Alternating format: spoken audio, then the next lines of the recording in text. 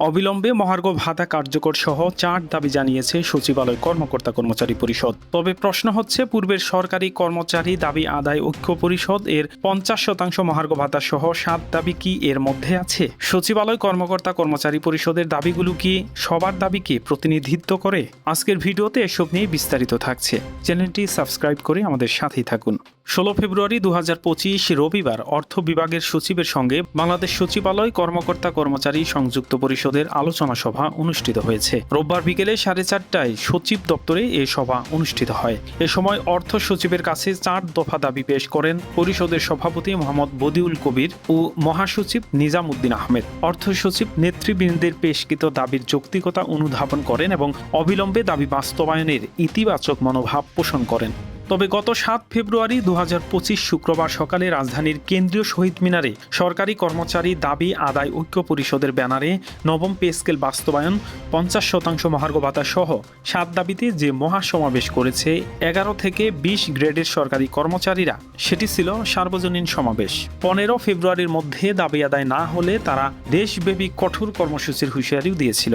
ওই সমাবেশে নবম পে স্কেল বাস্তবায়ন, 50% মহার্ঘ ভাতা সহ কর্মচারীদের যে 7টি দাবি ছিল সেগুলো কি এই সচিবালয়ের কর্মকর্তা কর্মচারী পরিষদের উত্থাপিত দাবিতে আছে?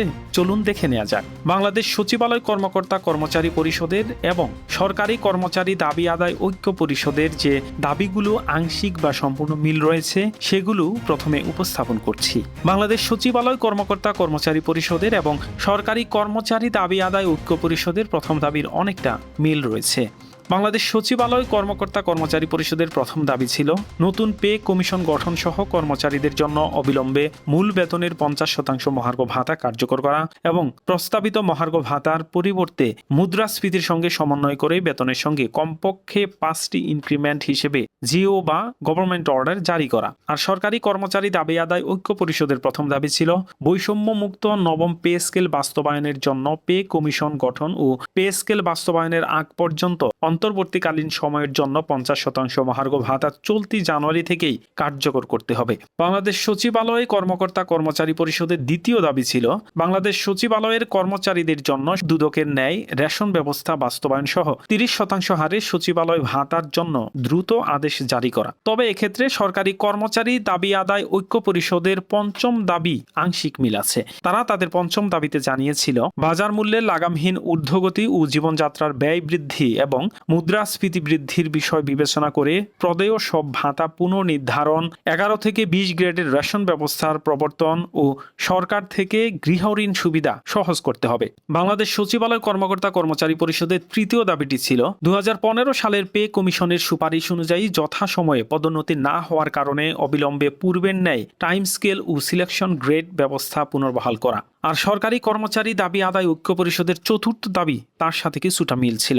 সেটি হলো 2015 খ্রিস্টাব্দের পে স্কেলের গেজেটে প্রত্যাহারকৃত 3টি টাইম স্কেল সিলেকশন গ্রেড পুনর্বহাল ও সব স্বায়ত্তশাসিত প্রতিষ্ঠানে গ্র্যাচুইটির পাশাপাশি পেনশন প্রবর্তন সহ বিদ্যমান গ্র্যাচুইটি বা আনুতোষিকের হার 90%-এর স্থলে 100% নির্ধারণ ও পেনশন গ্র্যাচুইটি 1 টাকার সমান 500 টাকা নির্ধারণ করতে হবে। বাংলাদেশ সচিবালয় কর্মকর্তা কর্মচারী পরিষদের চতুর্থ দাবিটি ছিল বাংলাদেশ সচিবালয়ে কর্মরত 60 মুদ্রাক্ষরিক কাম কম্পিউটার অপারেটরদের জন্য 2টি উচ্চতর গ্রেড এবং অফিস সহকারী কাম কম্পিউটার মুদ্রাক্ষরিক পদের জন্য 2টি অগ্রিম ইনক্রিমেন্ট পূর্বের ন্যায় পুনর্বহাল করা এবং বর্তমানে 20তম গ্রেডে কর্মরত কর্মচারীদের জন্য প্রতি কর্মদিবসে 300 টাকা হারে টিফিন ভাতার ব্যবস্থা করা। আর সরকারি কর্মচারী দাবি আদায় ঐক্য পরিষদের তৃতীয় দাবির সাথে কিছুটা মিল আছে। এটি হচ্ছে সচিবালয়ের মতো সব সরকারি আধা সরকারি দপ্তর, অধিদপ্তর, পরিদপ্তর ও স্বায়ত্তশাসিত প্রতিষ্ঠানের সমপদগুলোর পদবি ও গ্রেড পরিবর্তন করতে হবে এবং এক ও অভিন্ন নিয়োগ বিধি প্রণয়ন করে কর্মচারীদের মধ্যে সৃষ্ট বৈষম্য দূর করতে হবে। এছাড়াও আরও কিছু দাবি সরকারি কর্মচারী দাবি আদায় ঐক্য পরিষদ করেছিল।